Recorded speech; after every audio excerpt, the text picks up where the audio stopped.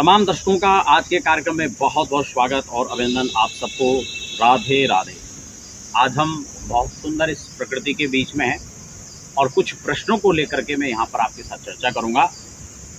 जब हमने नारायण बलि के संदर्भ में एक वृहद चर्चा पिछले कार्यक्रम में किया था तो मैंने आपको बहुत सारी जानकारियाँ दी थी। कब कराना चाहिए, कैसे कराना चाहिए, क्या खर्चा आएगा और किन किन प्रस्तुतियों में कराया जा सकता है। बहुत सारे प्रश्न उसमें थे और हमने सभी चीज़ों को लिया था। लेकिन उसी कार्यक्रम में कुछ प्रश्न वैसे लगातार ये पहले से भी उठता चला आया है और कई बार ये प्रश्न हमसे पूछा गया कि जो थान बनाने की परंपरा है, यानी पितरों को स्थापित करने के लिए, खासकर आपने पश्चिम यूपी में देखा होगा, हरियाणा, पंजाब प्रांत के कुछ हिस्सों में आपने देखा होगा कि सफ़ेद थान उनके लिए घर बनाए जाते हैं छोटे छोटे।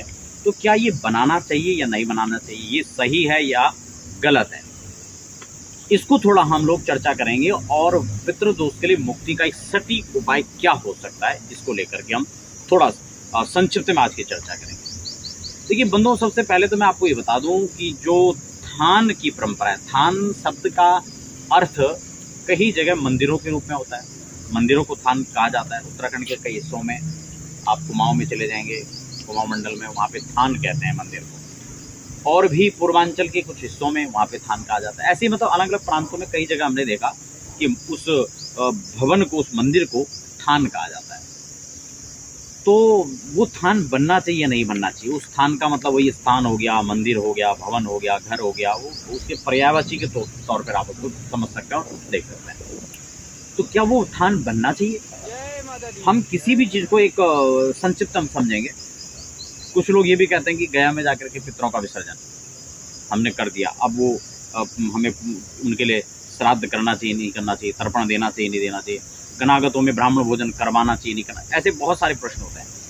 तो खैर आज मुख्यतः जो मेरा प्रश्न ये रहेगा कि उस स्थान को लेकर के क्या हमारा एक मंतव्य, क्या एक अपना पक्ष क्या है। देखिए वैसे तो व्यक्तिगत मेरा पक्ष क्या है ये कोई बहुत मायने नहीं रखता है, लेकिन हाँ हम इस पर थोड़ा विचार भी करें तो भारतवर्ष के अनेक छोर पर हमने जहाँ भी देखा, जहाँ हमारी संस्कृति, सभ्यता और जहाँ हम खासकर इस चीज़ को फॉलो करते आए हैं, तो वहाँ पर आप भी यदि भ्रमण करते हैं, इधर उधर जाते हैं, तो आपने देखा होगा कि थान आपको सिर्फ पश्चिम यूपी में मिलेंगे। उत्तर प्रदेश के भी पूर्वी भाग में चले जाएंगे आप लोग, या मध्य यूपी में चले जाएंगे तो वहाँ आपको ये नहीं मिलेगा। ये आपको पश्चिम यूपी में मिलेगा। अब पश्चिम यूपी में मिलेगा, उसमें भी खासकर आपका सहारनपुर, बुलंदशहर और आपका मेरठ, आपका सहारनपुर, इन हिस्सों में आपको इसकी ये परंपरा देखने को मिलेगी। अब ठीक है, वो परंपरा कैसे शुरुआत हुई, कैसे क्या हुआ, उसकी तो मुझे बहुत जानकारी नहीं है, लेकिन हाँ ये हम समझ सकते हैं कि इनके पीछे कहीं ना कहीं हमारे अपने पितरों के, अपने पूर्वजों के प्रति हमारा एक भाव था कि हमने उनको एक स्थान बनाकर दे दिया। लेकिन अब प्रश्न ये आता है, ये हमने सही किया, गलत किया? हो सकता है ये परंपरा ही गलत हो। ठीक है, तो ये सही है या गलत, थोड़ा इसको हम समझ लेंगे। सबसे पहले ये समझें कि अगर हम किसी को भी कोई स्थान देते हैं तो वो हमारा एक भाव उसके प्रति होता है। ठीक है, हमारा उसके प्रति एक भाव है। लेकिन क्या ये पितृदोष का निवारण भी है? कई बार हमने देखा कि लोग अक्सर आते हैं कि हाँ जी पितृदोष निकल रहा है, हमने जप भी करवा दिए थे, गायत्री करवा ली था, और हमने नारायण बलि करवा ली, हमने त्रिपिंड श्राद्ध करा लिया, और फिर बार बार वही जब आप जाते हैं इधर उधर पूछते हैं तो वही फिर दोष निकलता है। और बड़ा हास्यास्पद होता है कि कई बार जब दोबारा से किसी के पास जाते हैं वो सब करवाने के बाद फिर से निकलता है। फिर वो कहते हैं हाँ जी हमने तो करवा लिया था, फिर वो कहते हैं कि वो लगे नहीं, आपने जो गायत्री या कोई पूजा पाठ करवाया उसके निमित्त वो लगा नहीं। अब विषय ये है कि वो लगा क्यों नहीं है। खैर वो एक बड़ा अलग बिंदु है, क्यों नहीं लगा, क्या नहीं लगा, विषय वो नहीं है। लेकिन हम इसको समझे थोड़ा सा यहाँ पर कि उसको स्थापित वहाँ पर कर देना, क्योंकि वो तो अपने एक अलग धाम के अधिकारी हैं, उनका एक अलग धाम है, पितृलोक है, तो उनको मोक्ष मिले, उनको वैकुंठ मिले, है ना। लेकिन हमने उनको एक स्थान में बांध के रख दिया। तो कुल मिलाकर पश्चिम यूपी के अंदर हरियाणा का कुछ क्षेत्र है जहाँ पे ये मिलता है आपको, और कुछ कुछ हिस्सों में पंजाब में, क्योंकि ये लगातार ये हिस्सा एक बेल्ट एक बंधा हुआ है, ठीक है ना।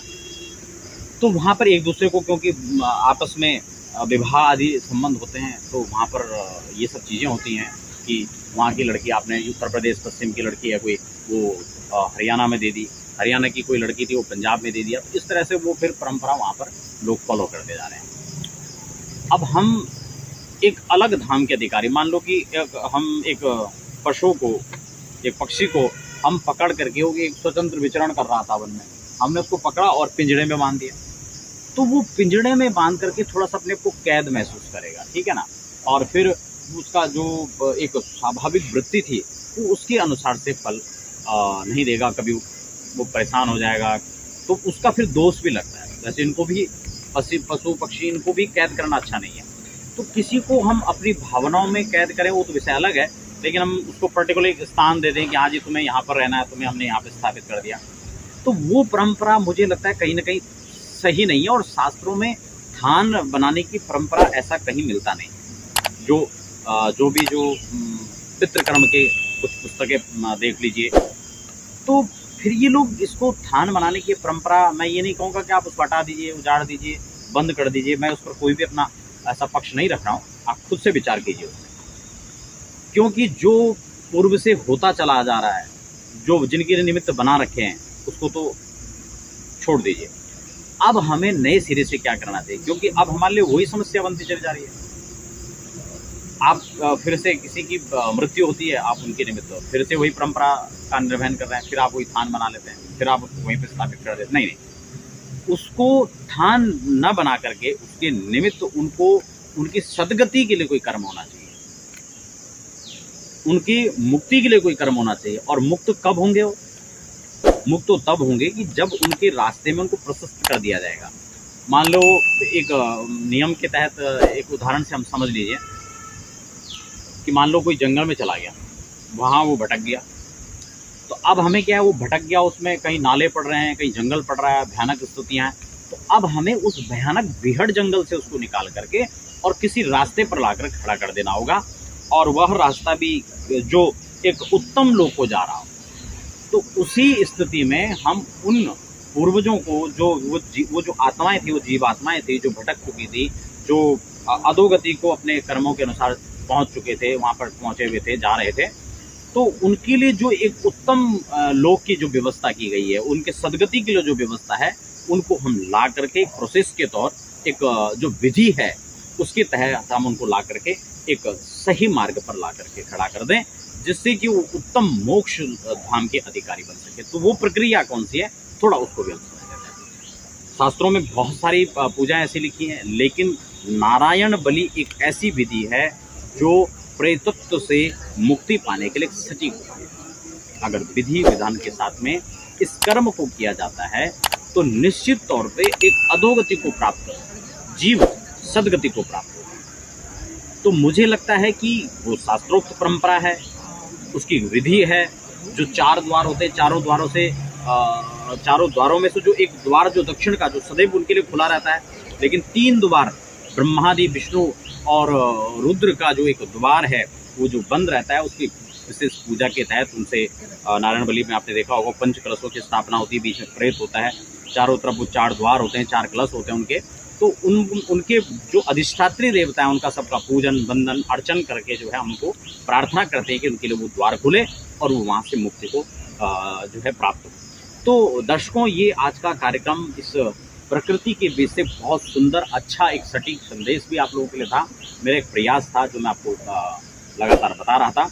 तो आशा करता हूँ कार्यक्रम आपको अच्छा भी लगा होगा, आप खुद भी विचार करें। ये थान की जो परंपराएं थी, क्योंकि कई हमारे जो लगातार कुछ दर्शक हैं, हमारे से जुड़े हुए लगातार कुछ क्लाइंट हैं, उनका भी खासकर एक हमसे जो निवेदन था, और खासकर यूएसए में हमारे एक बंधुवर रहते हैं, नवीन जी, उन्होंने कई बार अपने पुत्रों के निमित्त, अपने परिचितों के पूर्वजों के निमित्त नारायण बलि कर्म करवाया। वो बहुत अच्छे इसकी खुद भी जानकार हैं। उन्होंने कहा था, गुरुजी आप इस पर थोड़ा सा प्रकाश डालिए, क्योंकि उन्होंने खुद भी अपना कुछ रिसर्च इस पर किया होगा और मुझे उन्होंने व्यक्तिगत रूप से कहा। तो मुझे लगा कि आज निश्चित रूप से वो समय है, मैं समय नहीं इसके लिए निकाल पा रहा था, लेकिन अभी मैं कुछ कमेंट्स पढ़ रहा था तो मुझे ये तत्काल ये बिंदु समझ में आया और हम इसी वातावरण के बीच में ये कार्यक्रम आपके लिए लेकर के आए। तो आशा करता हूँ कार्यक्रम आपको अच्छा लगा होगा। चैनल पर नए थे, आपने सब्सक्राइब नहीं किया तो चैनल को सब्सक्राइब कर लीजिए, आगे भी इसको शेयर कर लीजिए ताकि औरों को भी ये जानकारी मिले हमें धान बनाना चाहिए या नहीं बनाना। मिलते हैं फिर अगले कार्यक्रम में, तब तक के लिए दीजिए इजाजत। जय श्री राधे।